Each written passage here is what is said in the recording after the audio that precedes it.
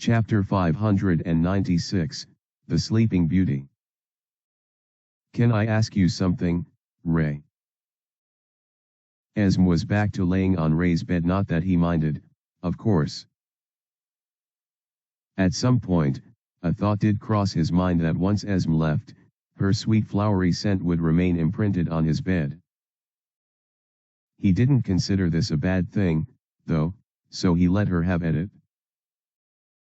But what would Alicia think if my room starts smelling like a different woman? He had heard from someone that women had that kind of superpower, but he wasn't so sure about how valid the claim was. Still, was it a risk he was willing to take?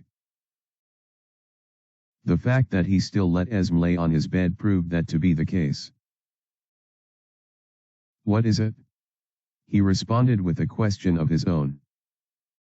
With the two of them already talking about the grand calamity, Ray's rising fame, and pretty much all of the current things that had happened in Esm's absence, she was pretty much up to speed with his life. As for Ray, he also got the gist of what Esm had been up to for the past couple of months.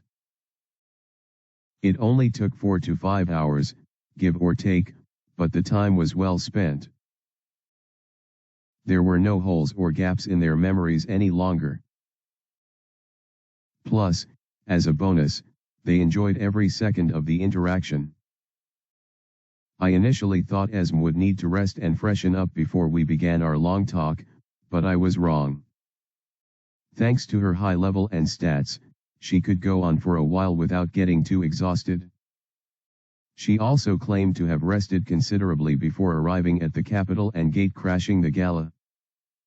As for freshening up, even though Ray didn't smell any slightly bad odor from Esm, but rather the opposite, he still thought it would be nice for her to take a long shower after such an arduous trip. That was until she reminded him of her elemental abilities, one of which was generating and controlling water. She had also taken a long, hot bath before arriving at the gala. Ray could no longer argue with any of her points, so he couldn't wiggle out of a conversation with her, not that he wanted to anyway. His introspection into all of these things was interrupted by Esm's request. Can I see her?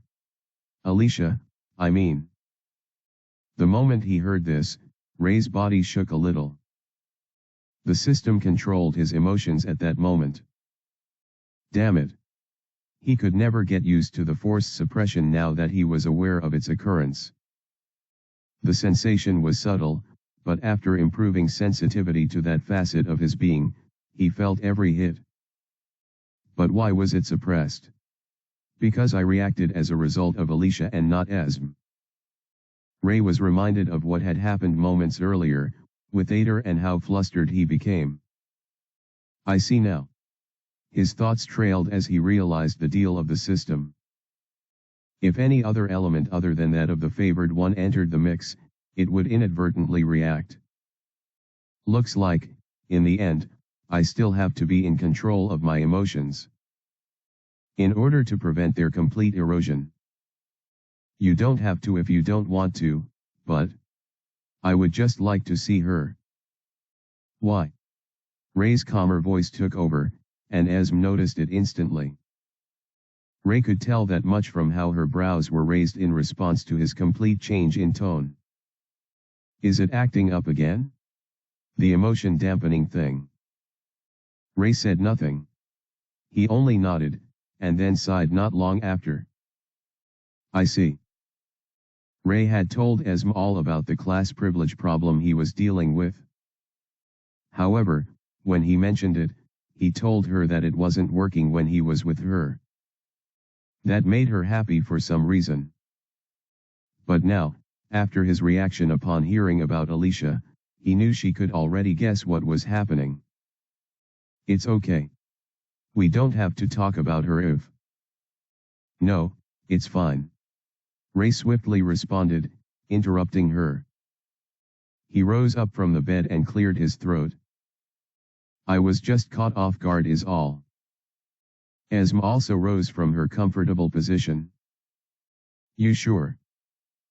The moment she stood, a sudden warp in space occurred, causing everything around them to shift instantly. Whoosh! Within less than the blink of an eye, the two of them were in a different room. There was a bed positioned succinctly close to the windows, with a very pretty girl with long brown hair asleep on it. Esm was still taking in the change that happened when Ray's voice filled the room. "That's Alicia." He stepped forward as he uttered those words, his eyes on the girl who wouldn't wake up. A slightly conflicted expression filled his face, but all of them remained barely expressed as he became silent. "Oh." Esm light steps echoed softly within the hall as she stepped forward as well. She silently looked at Alicia's face for a minute or so. No one said anything within that period. Then, "She's really pretty," Esm said with a compassionate smile. "Yeah. She is," he croaked. If he tried releasing more emotions, he knew the fate that would befall him. As such, he kept every expression to the minimum. "You should see her when she's awake. She can get so excited," would befall him. As such, he kept every expression to the minimum. "And passionate about stuff," Ray began as he looked at the sleeping beauty. "Even though she can be very fierce, she's the kindest person I know. Even though I know the entire disaster wasn't my fault, I sometimes wish I was. I was there to do something." Ray had to keep pausing with almost every word due to his emotions constantly rising as he spoke. It was almost comparable to someone trying their hardest not to cry when talking about something very sad. He had to keep stopping himself. Else, she must have been so scared. Even when she saw me, I can only imagine her shock. Did she feel betrayed? I lied to her, after all. Ray was scared to know. However, what was more frightening than that was that he would never get to know. What if she never opens her eyes? What will she? I can't. His lips trembled at this point, and he couldn't say any more. He just kept stopping at that point, unable to continue. It felt so frustrating. He wanted to let his emotions loose, but the walls just wouldn't let him. At that moment, Ray felt something warm surround his body as Esm hugged him. Her body pressed against him, with her arms wrapping themselves around his broader body. He had no idea how much he needed it until the embrace finally came. His surprised face finally had tears streaming down them as he felt Esm's warmth seep through every part of his body. I can't lose her. Esm. You won't. She whispered into his ears as she stroked the back of his head. He almost felt like a baby in her arms despite him being taller than she was. Silent sobs escaped his lips as more tears flowed. The comfort he felt in her arms was more than enough to make him let those emotions out. Then, as he drowned himself in the maelstrom of emotions, Esm spoke in a soft, fleeting whisper. I can see why you like her so much. Asterisk. Asterisk. Asterisk. Thanks for reading. Chapter 597, Insight. For the longest time since I came to this world, I've always known what I wanted. Ray and Esm sat on chairs as they remained in Alicia's room. The former was staring at the girl's sleeping body, while the latter only looked at him in silence. I initially wanted to gain the recognition of my classmates. But, after seeing their reactions toward me, I decided to grow stronger than all of them without showing my strength. Slowly, his motivations and goals had changed over time. However, through them all, he still had some measure of clarity. His goals were always achievable, with a clear path he had to tread. To get strong, all he had to do was kill monsters in the dungeon. Stopping the criminal empire just meant taking out everyone on the board. Even helping his classmates out, or conquering the Grand Calamity class dungeon had clear objectives and methods to achieve them. But right now, I have no idea what to do. He was the savior of humanity, so he had to help them defeat the dragons. He also had to protect everyone close to him in the process. Then, there was Alicia. He had to figure out a way to cure her, but he didn't even know where to start. I have these goals and ambitions, but how do I achieve them? I've messed up so many times already.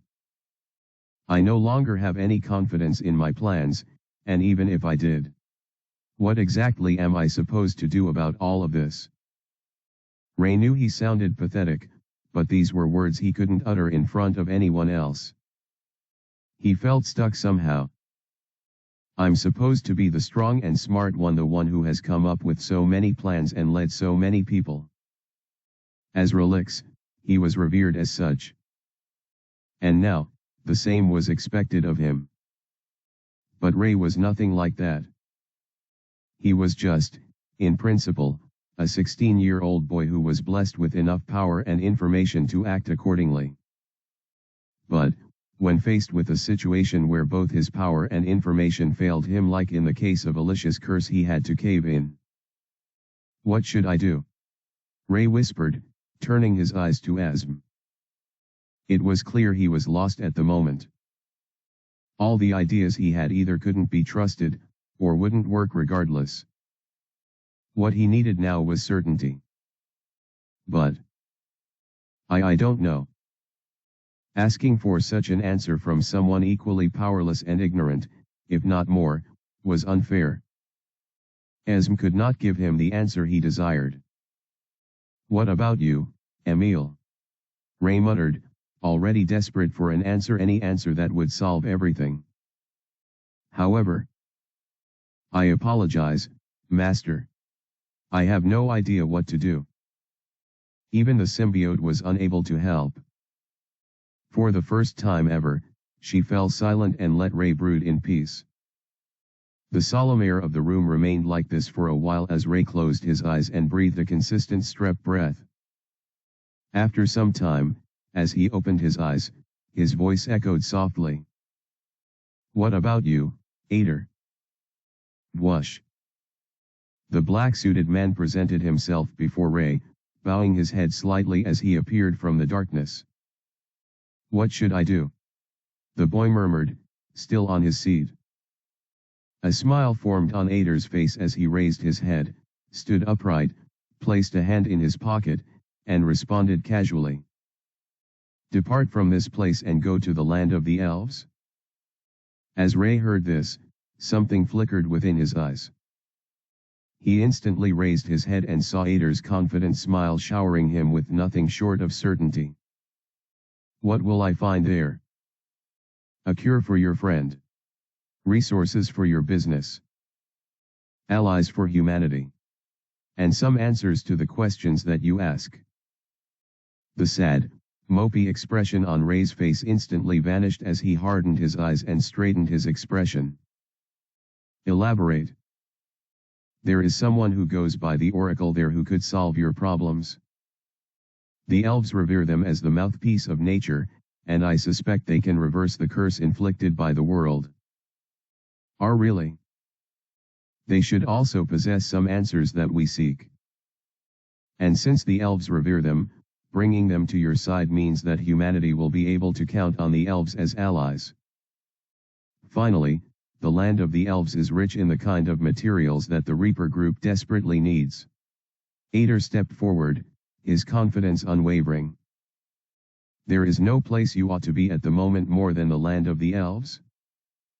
As Ray heard this, his eyes widened considerably. Ader was right? Did you find all of this out just recently? Is that why you've been missing for a while? The smile of the familiar only broadened as he heard this. Not exactly. I learned a considerable deal during the investigative task that you entrusted me with all those months ago. However, Then why didn't you say anything sooner? Ray felt himself get agitated, but lost all the pent-up emotions almost instantly. Whether it was correct to be annoyed at Ader at the moment, Ray couldn't help but feel that way once he heard what he was saying. If you knew, why wait until now? My investigations were cut short due to the incident at the Capitol, when you nearly lost your life. I ceased my investigation efforts and returned to your side as soon as possible. During Ray's comatose period, he was busy protecting the Capitol and also rebuilding it following the strict orders of his master. As such, he never got to completing his investigation. Upon your return, and the Capitol's near reconstruction, I reckoned it was time to conclude the investigation and sufficiently complete all my data. After hearing Ader's rationale, Ray felt stupid for getting annoyed. He of all people had to know how dangerous incomplete information could be. Ader was most likely trying to protect him by not spilling the beans too early. If he got my hopes up without completely verifying his findings or concluding his investigation, it could have ended dangerously. Once again, Ader was right. Currently, I possess sufficient information to properly inform you of the details of my mission in the land of the elves as well as all my findings. Ray could see Esm fidget a little anytime the elves were mentioned, and he understood why. He turned to her side, intending to suggest that she should leave the room for the both of them to discuss. Or perhaps he and Ader could leave the room to discuss somewhere else. But don't worry about me, Ray. I would like to listen to this, if you don't mind. Ray nodded slowly and glanced at Ader, who also nodded in agreement. All right. Just tell me once you get uncomfortable, he whispered. Esma affirmed this and clenched both her fists, remembering her rather unsavory experience with the elves, but still unable to shrug off her curiosity about them. Ader smiled at her, noticing all of this, though she didn't notice. He swiftly turned his focus back to his master, who was now paying rapt attention to any word that would be uttered. Go on, Ader. Ray spoke up, locking his fingers with one another as he sat upright on his chair. Tell me everything. Asterisk. Asterisk. Asterisk. Thanks for reading. Chapter 598, Ader's Experience. Ader watched. The elves all remained on the ground powerless as they all succumbed to the might of his master's magic. Ray Skylar, his sole proprietor, then commanded him to take care of things from that moment onward, giving a most important task. I am to spy upon the elves and gather as much information as I can within the 10-day interval before Master's departure to the front lines. His task wasn't very difficult. What he found a little challenging was deciding how to go about it.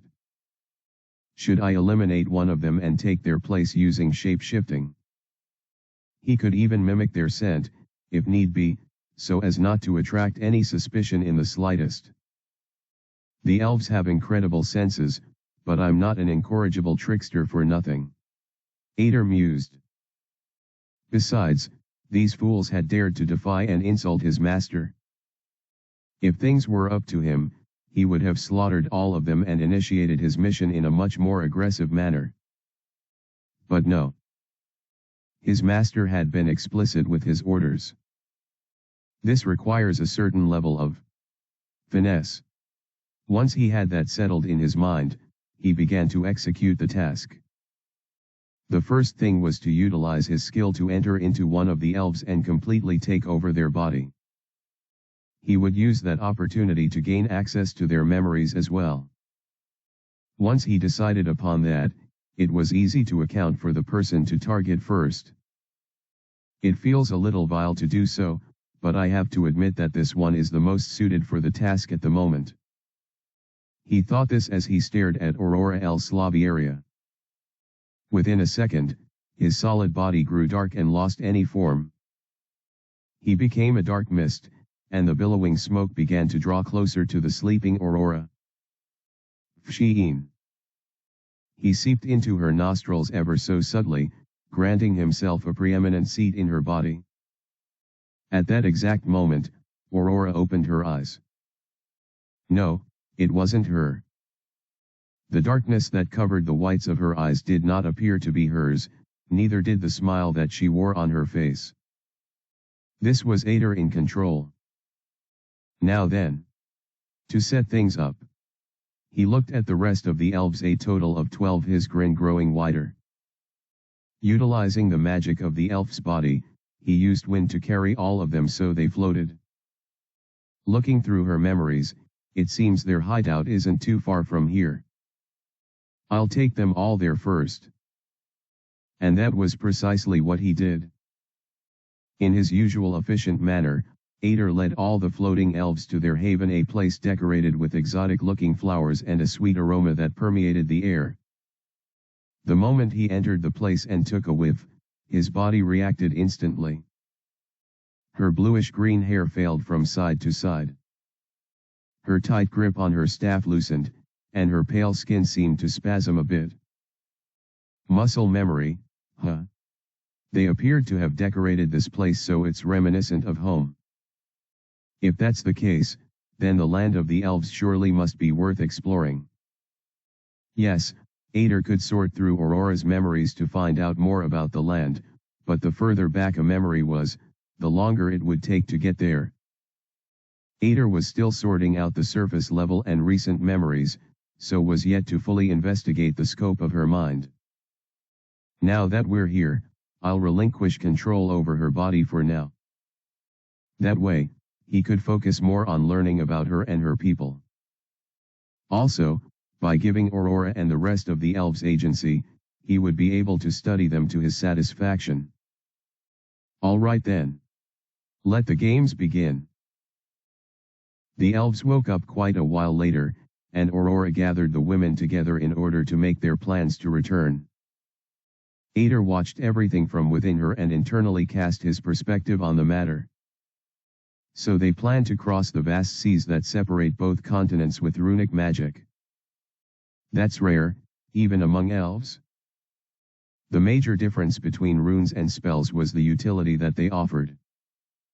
Spells were spoken and granted instant results, while runes were inscribed and could be stored for future use. They could also be activated by people who didn't even use such magic as long as they triggered its effects. The same way dungeon traps operated was the same way any rune would. There had to be inscriptions, mana imbued within said inscription, and a catalyst that activated the effects. It sounds simple, but it's really not, especially in this case. Not only was rune magic very rare even to the point where humanity had barely developed any proper theory, not to mention practice on it, but spatial magic was also very rare. In essence, when analyzing the mere possibility of someone having a rune scroll that could teleport them over such a long distance, Ader felt it pertinent to acknowledge its impressive nature. I am not surprised that she has something of this sort, though. She's an esteemed elder, after all. In elven society, their denizens were typically divided into two: the elders and the young. Elders had lived at least 300 years, while youngs referred to any elf below that age. There were several perks to being an elder, one of which was getting a true name. The name Aurora El Slaviaria was one given to her once she became an elder mature enough to be granted another name other than the base one attributed to an elf at birth. Not only was she an elder, but she was also an esteemed one. A member of the esteemed council, who governed the elves and served as their guardian. The magic in the rune is not of her doing. There's someone else among the elves who is capable of that, and they're the ones who possess the rare magic. Ader could already tell, both from Aurora's memories and the conversation that was ensuing among the elves, that her actions would be frowned upon by the rest of the community. Especially the other members of the esteemed council. Asterisk. Asterisk. Asterisk. Thanks for reading. Chapter 599, Ader's experience. It's quite brave of her to go against their wishes and come here, all for the sake of her people's survival. Ader thought to himself. The one who also aided her in this plan was also a member of the council, but the fact that she wasn't here with Aurora showed that the rune was as far as she was willing to go when it came to help. But it's thanks to all of these circumstances that this event has unfolded. Ader couldn't help but smile devilishly as he watched the elves huddle together and activate the power within the scroll.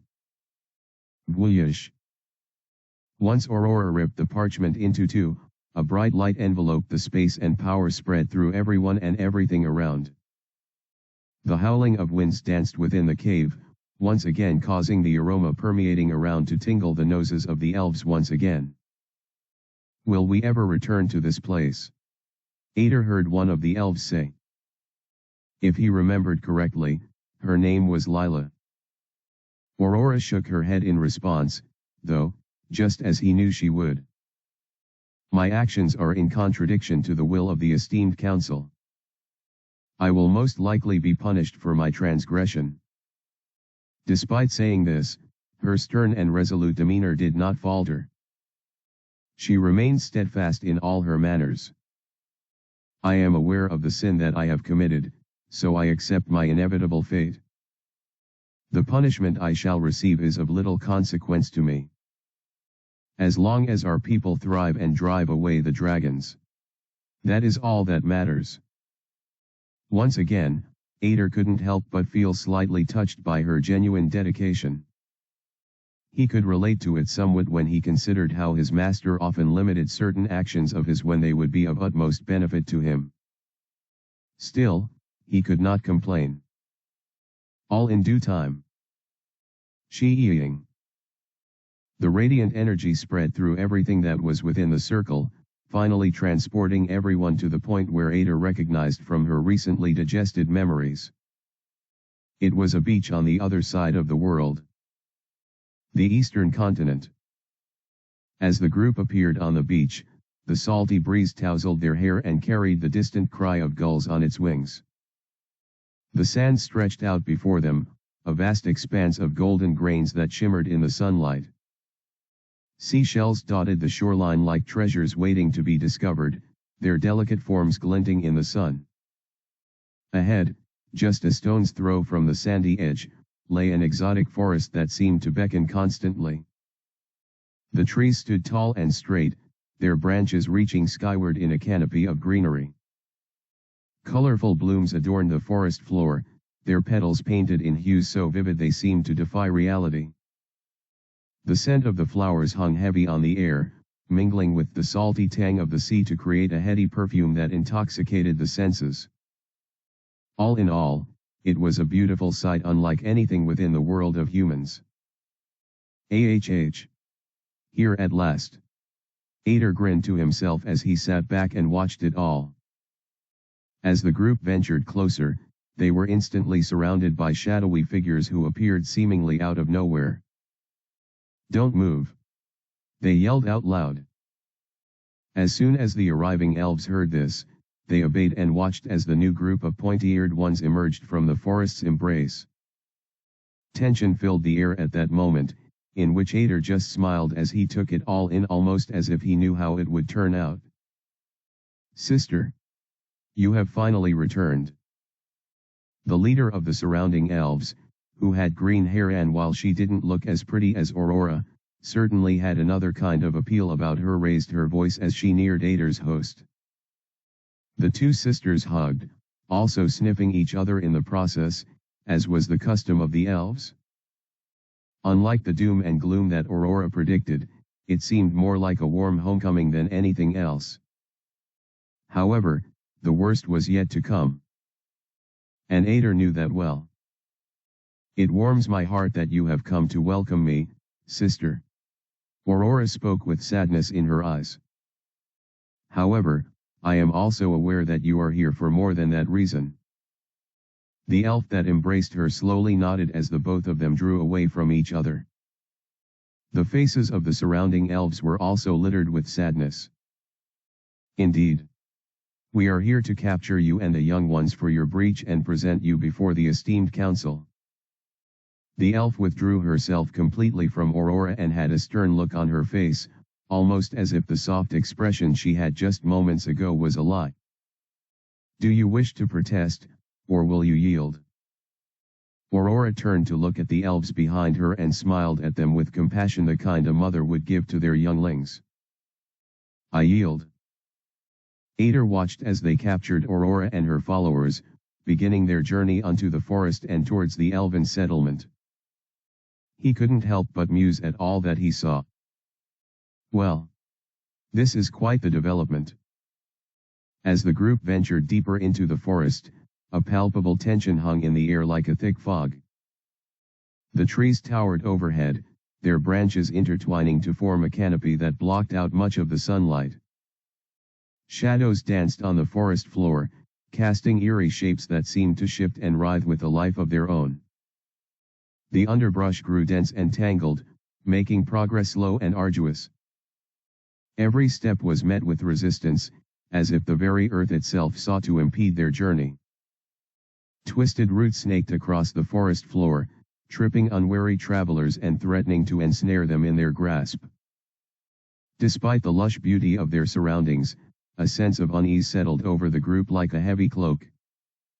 Every rustle of leaves, every snap of a twig, sent shivers down their spines as the elves sometimes strained to catch a glimpse of whatever lurked in the shadows. Clearly the woods weren't always safe. The scouts were ahead of the main group to check for danger, and everyone was on high alert. As for words, no one uttered any. It was almost too boring for Ader to stand, but he endured it anyway. The silence was broken only by the occasional hoot of a bird or the distant howl of a creature, their calls echoing through the forest like ominous warnings. Each member of the group held their breath, their senses alert for any sign of danger lurking in the darkness. But still, they pressed on, driven by a determination born of necessity. After all, beyond these dense woods was the place they were all journeying to. The Elf Community. Chapter 600, A Higher Existence. After that, well, things got a lot more complicated. Ader sat in midair before Ray and Esm, going over the rest of his adventures in the elven society that he found himself in. There were a lot of things he spoke about, and he practically dissected many facets of their community during his stay there. Aurora was going to be confined until punishment, so I had to get a new host. It would have been detrimental for me to remain trapped with her. Ader continued, explaining how he possessed one of the young ones. Apparently, the younger elves were not punished at all, since Aurora was the elder among them, and she influenced them in that regard. Still, they all felt bad for their leader and constantly worried for her fate. Perhaps that was their punishment in its own way. Not only did I explore the community itself, but I went and saw the surrounding lands. The elves have a very rich ecosystem, with mana saturating the air. Ader continued. They have tons of natural resources we can exploit for production. Of the great dungeons that exist in this world, 2 are in the eastern continent, and one in particular is quite close to their community. The more Ader went on, the more Ray and Esm realized just how much of a gold mine the land of the elves was.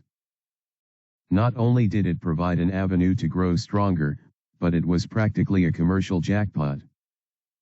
While it would be of great benefit to simply take away their resources and perhaps even control the populace to do our bidding, there is a bit of a problem. It was only when I realized it that I discovered the presence of a high existence in that continent. Ray's brows were raised the moment he heard this. High existence. The Oracle. Ader's eyes narrowed as he spoke. He was no longer smiling, so every word he spoke oozed sheer seriousness. The Oracle is the connection between the elves and nature and possesses the gift of divine revelation. They also see all that happens in the land of the elves, which is how I was able to notice their existence. Ader noticed someone or something was watching him throughout his stay in the land of the elves. It somewhat limited his investigations, but it also allowed him to test out a few things and arrive at a conclusion. The Oracle sees all. The Oracle knows all. The elves believe this with all their hearts. If that's the case, then there is a high chance that they can help you with your curse problem. And if that's the case, we can't afford to be rough with the elves. Ray mumbled slowly, to which Ader nodded. Even now, Ader did not know the dwelling place of the Oracle. No one really knew where they stayed. When the Oracle desired to see someone, they would simply call them to their presence. How this happened was still a mystery, but it was most probably magic.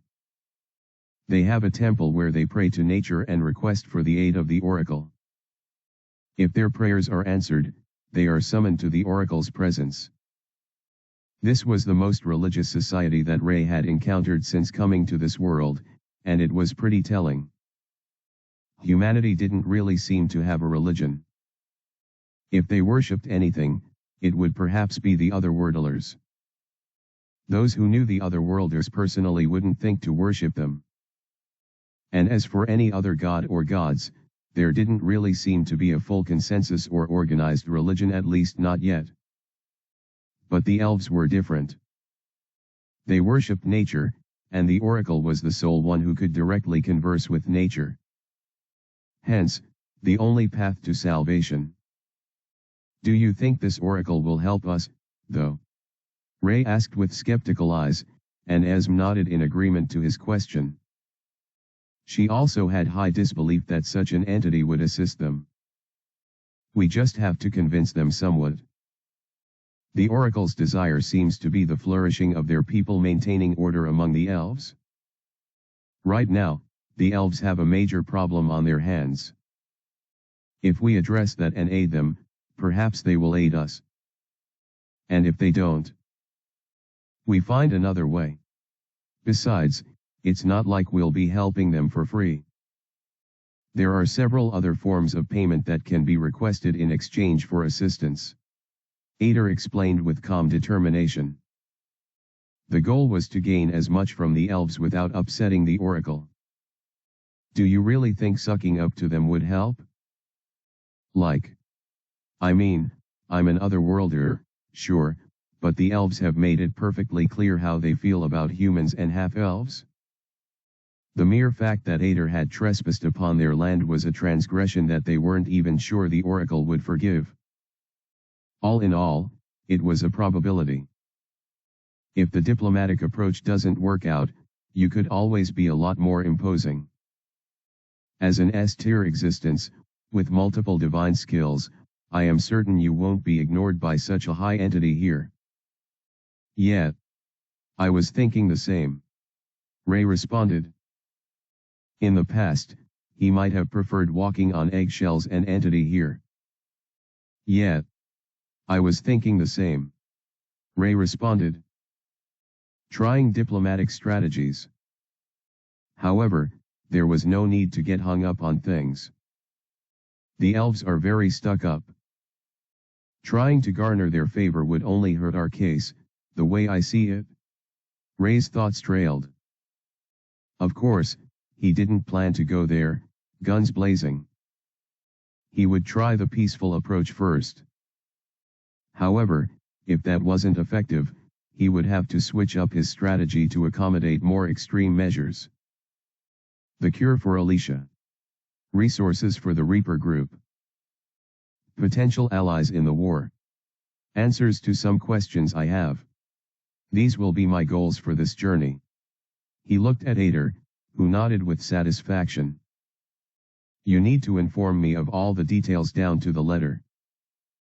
But right now, there's something else on my mind. What is it, Master?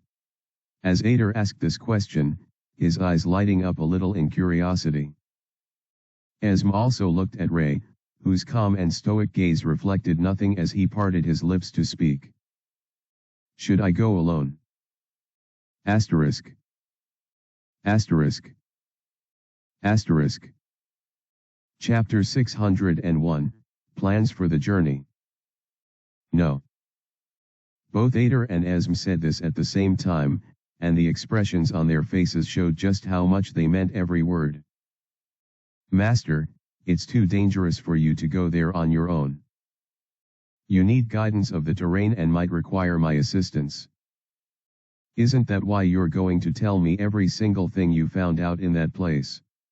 Ray asked with a smile on his face. Besides, I can't allow you to leave the capital while I'm away. It'll be too vulnerable, and there's no one I trust more than you to handle things. Ader seemed to slightly blush once Ray said this. However, his eyes still displayed concern for his master. It wasn't really that he was worried for him, but because he didn't want to leave his side. No fair. Why don't I get to have my own adventures with Master? He mumbled, almost sulking at this point. When Ader looked through his history with Ray, he didn't see a single moment where they both went to an important event or mission together. He was always apart from him. Why do things always end up like this? It sucks. Perhaps this was his competence coming back to bite him. Right as he was thinking this, a voice echoed in the air. Don't worry, Ader. I'll take care of our master really well. It came from a mouth that had formed from Ray's current attire. A portion of it was stretched out, like dark slime, and the mouth that formed from it was smiling in an overly confident, slightly mocking manner. Why you? Ader narrowed his eyes in bottled rage, his eyes now glowing a fierce crimson as he frowned at the symbiote slime's sneer. I should have destroyed you while I had the chance. Should have? Stop acting like you could, even if you wanted to. Oh? Why not come and find out? Please. I don't need to do any. Emil. Ray slightly raised his voice. You shouldn't pop out like that unless I give you permission to. But master. And Ader, please calm yourself. It's not particularly helpful to threaten Emil like that. Ray said, staring at Ader's face. What do you mean, master? His deep frown was completely gone, almost as if it never existed to begin with. Replacing it was a bright, unassuming smile. I was just joking. Please take none of my words to heart. Ray, of course, knew better than to ignore Ader's killing intent towards Emil. He could also sense the animosity that the latter felt towards the former. Both of them are such problematic familiars, though they're very capable. He held his forehead and sighed despite having no headache of any sort. I really wish I could bring you along with me, Ader. You know the terrain more than anyone present, and your abilities are pretty useful in all honesty. However, Ray possessed no ally or subordinate as strong as Ader at the moment. The only one he could count on to protect humanity's stronghold was him. It was non-negotiable. I can't repeat the same mistake as last time. Unless I've made all preparations to secure everyone's safety, it would be foolish for me to leave just like that. Understood, master. Ader mumbled, bowing his head in all humility. Hi. Ray tried chastising Emil for her laughter of victory, but he decided to ignore it. At the very least, she was doing it in his head now. I want to come with you too, Ray. Esm's voice suddenly erupted into the air, both of her hands tightly clenched as she looked at him with determined eyes. What? Ray could understand her desire to help, but he also understood just how problematic it would be for everyone if she tagged along with him. Are you sure? The elves don't take too well to your kind. I am well aware. But I really don't want to sit this one out. I want to help you however I can, and if possible, I want to change how they view me and my half-elf status. Ray liked her intentions, but he considered it to be a bad idea. Based on his interactions with them, the elves were quite stubborn. He already had his hands full trying to convince them to assist him without resorting to violence. If I add Esm to the mix. He turned to Ader for assistance, hoping his blunt rejection of her desires would help her back away. Great idea, Esm. I am in full support. Ray's eyes would have popped out of his eyes if he wasn't controlling his emotions. He wasn't expecting Ader to say something like that, and with a bright smile no less. You're really sure about that? Ray muttered. Looking to see if this was just a joke on the part of a familiar, perhaps revenge for not signing him up for the mission, or if he was being genuine about it. Indeed. Her heritage as an elf, albeit a half one, grants her some form of connection to the oracle. Ray found his eyebrows raised a little in confusion, so Ader went on to explain. It is said that the oracle is connected to all elves and sometimes speaks to them. I could confirm this from a few people, even from their memories during my investigation. It's true.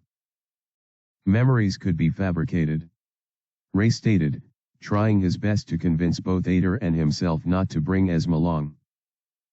It was too dangerous for her. Indeed. So I used my skill to become an elf and try to tap into this special connection. And? Did it work? Yes. There is certainly something special among the elves in that land, which is what makes Esm quite indispensable. Everything Ader said made sense, but Ray still felt uncomfortable with the idea.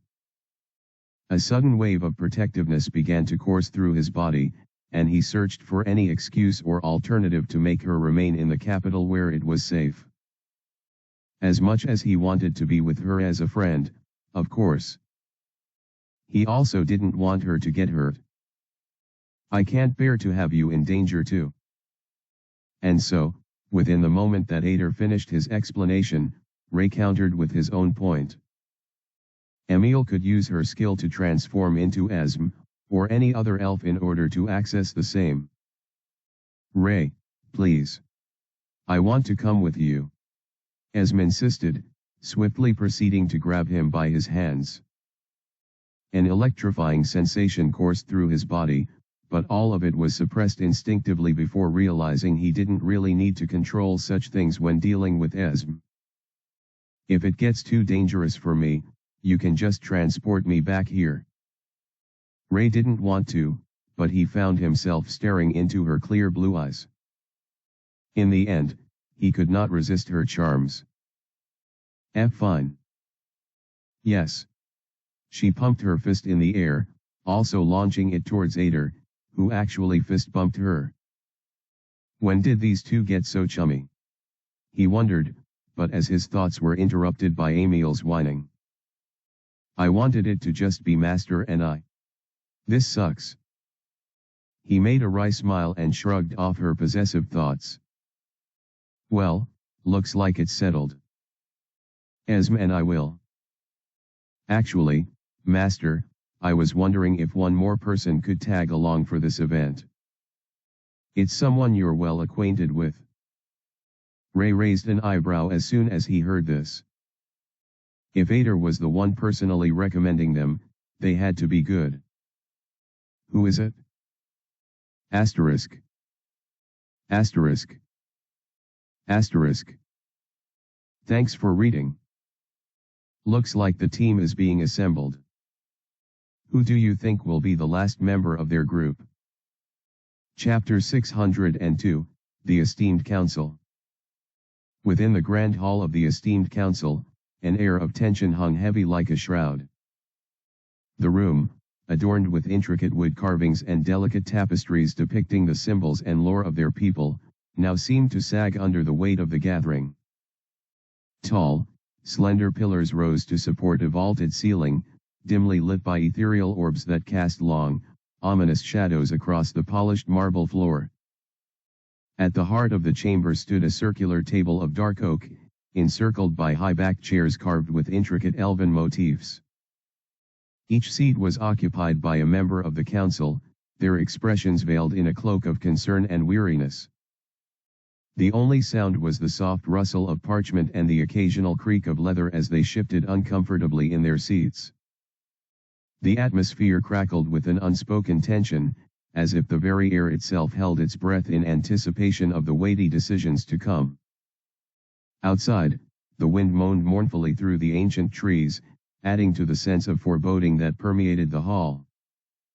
Despite the elegant surroundings, there was a dreariness to the scene, a sense of disillusionment that clung to the counselors like a stubborn shadow. The weight of their responsibilities bore down upon them, etched into the lines of their faces and the weary slump of their shoulders. The dragon invasion has become a horrific blight upon this land. The High Elder, current leader of the council, spoke up. She looked so youthful despite her ancient mannerisms and tone. Her fading purple hair shone like flowers, and while she was an exquisite beauty, her face was currently clouded with worry and pain. Those monsters just claimed hundreds of our sisters in the recent struggle. Recapturing the northern stronghold seems impossible at the moment. Most of the fellow elders that sat there said nothing. What more could they add to the despairing situation that now formed a dark cloud over the elves and their holy land? This was a grand catastrophe that threatened to destroy them all. Still, the overwhelming silence of many did not stop a few from leaking out their thoughts in silent grumbles and whispers. It wasn't always like this. Those evil bastards. Why won't they just die? Their corruption. It's spreading upon this land. It's no wonder our sisters lost. In the past, even though the elves were being pushed back and suffered losses, things were never as bad as this. After they got their hands on certain technologies and items, they even gained an upper hand and were closer to winning the war than ever. Victory was assured. But all of that changed when the dragons began to change. This new breed of undying dragons is the problem. Not only are they functionally immortal, but they constantly make those who are exposed to them sick. Healing magic only seemed to temporarily alleviate the situation, and for those who were affected for too long, using healing only made things worse. Never before did the elves have to deal with a problem like this, so they were at a loss for a solution. More meaningless and powerless words were passed among the members of the council as the esteemed elders, many of whom were yet to even join the battle, complained and cried in distress. A certain elf who sat there watched all of this happen, patiently enduring the noise until she could no longer take it anymore. This is stupid. Everyone instantly turned towards the familiar voice in the group. They recognized her greenish-blue hair and defiant gaze. Her pale face and deep glare were also some of her recognizable traits, so she stood out like a sore thumb. More than anything, though, her poor choice of words caught the attention and inevitably, the displeasure of the rest of the council. Aurora el Slaviare. You should mind your tone when speaking in the presence of the council. The head elder spoke. Her voice echoing a lack of tolerance that everyone in the room also displayed towards Aurora's earlier action. Apologies for my words, but the intention behind them remains genuine. Aurora rose to her feet, her hands slamming upon the table. This meeting is a waste of time.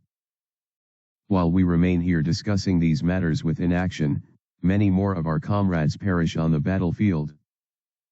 Aurora wasn't merely saying this due to what she had been told, or how dire the situation sounded. No. She had personally witnessed it all. I saw the horrors of those dragons. Witnessed hundreds of my sisters perish, and I could barely escape with my life only thanks to their sacrifices. Till date, her survival and their demise haunted her. Talking all day about the current situation won't change anything. We need to take action. So what do you suggest? Once again, the head elder spoke on behalf of pretty much the remaining members of the esteemed council. We should deal with the humans again. The moment the elders heard this, they groaned and shook their heads in disapproval. Their annoyance, displayed by their frowns, scowls, and condescension, oozed through the room. "Hear me out, please." "No, Aurora. You know the sacred rules. We must not deal with them, for it is willed by the oracle's commandments. Even if we perish by keeping those commandments. If the oracle wills it, so be it." "Why you people?" she gasped, almost in exasperation, reminded of the very reason why she took matters into her own hands in the past. She wasn't the only one reminded of this fact, though. "Are you yet to reflect on your transgression? It seems confiscating your staff and sending you to the battlefield for those months has done nothing to change your hardened heart." The head elder responded swiftly, slamming her own hands on the table as well. Her glare was deep, a sharp response to Aurora's frown. You're all." Aurora bit her lip so she wouldn't say any more. The gazes that she received from the elders showed that her words were of no use. "They're all acting like my actions are evil when the items I obtained from the humans helped us nearly win the war. Hundreds of her sisters were saved thanks to those items, yet the council seemed to be satisfied with criticizing her actions and sticking to the old ways. What is the use of laws when it ensures the doom of those it is meant to protect?" She loved her people and valued their laws, but Aurora couldn't help but feel a constant string of frustration any time she looked at the people that surrounded her. Did they not understand how valuable their lives, and the lives of their sisters were? If not for those undead dragons, we would have won. But now, we need more than what we currently possess. Aurora hated to admit it, but it was true. We need the humans.